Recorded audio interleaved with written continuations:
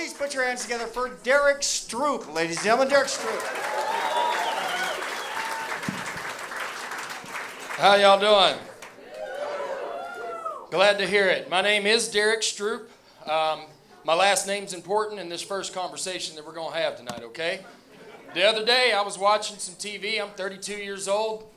Don't have any kids. Sometimes I mix a little Bud Light and pot and start wondering what I'd name them. A guy came on television. His name was Campbell. Well, I like the name Campbell. I thought, what if I named my son Campbell Stroup? Hey, y'all, that shit ain't gonna fly, okay? You cannot name your son a can of soup and send him out into the world. But I decided I was gonna call my mom. We're close in age and in real life. She went to Panama City when she was 17, came back with me and a spray-painted t-shirt. That'll happen in Panama City, I can promise you. I said, hey, Stacy, I call her Stace Face. I said, listen, this is what happened. I was watching a commercial and then I saw a guy on there and his name was Campbell. How funny would that be if I named my kid Campbell Stroup? Big fan of mine, you know. She starts laughing her ass off, and I'm like, I get it. She starts laughing a little bit more. I'm like, easy, Stace, this is a lot, you know. And she goes, no, Derrick, honestly, what makes this just perfect is if that kid was anything like you growing up, he would be more like Chunky Campbell Stroup. So, I know, man. I got roasted by my mom, and I know it was a warm day for a soup joke, but take a spoonful of it, you know. I know, it was warm out there. It was weird.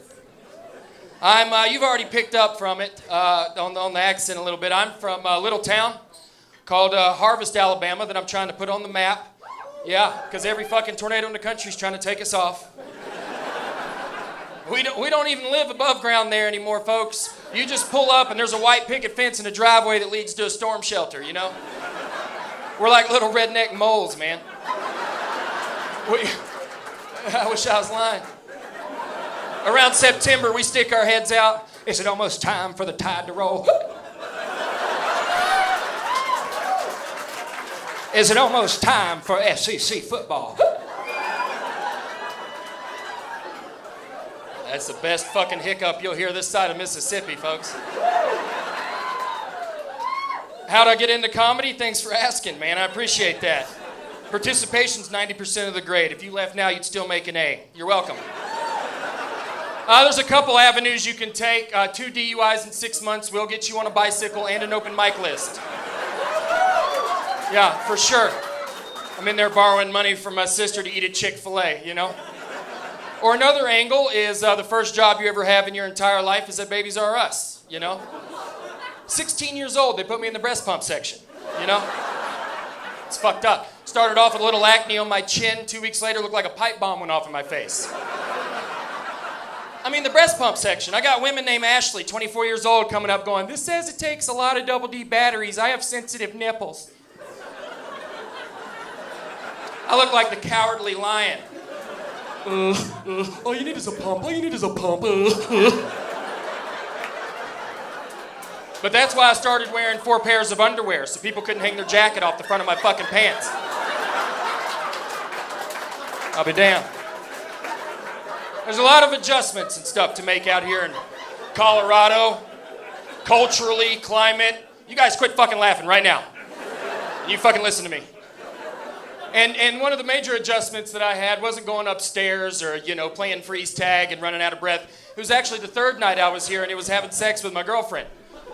I was really excited, you know. A lot of times, being a guy in the 240-pound club, I sweat during this situation. But being in this, you know, part of the country, you know, there wasn't going to be any sweat. So I was posted up on her, and I feel like, you know, we're ready to go here. So I start off, and I immediately realize, yeah, ooh, ha, ha, hoo, he, hoo, he, hoo.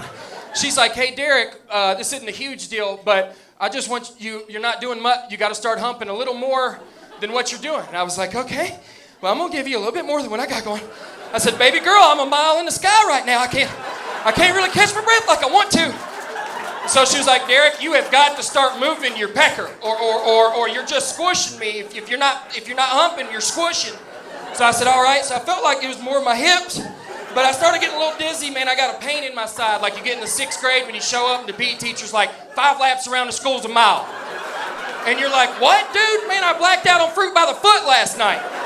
So anyways, I'm back to it. I got another pain coming in the other side, and I'm getting at it. I feel like my hips are moving, but it's more like my head. I look like a chicken on feed.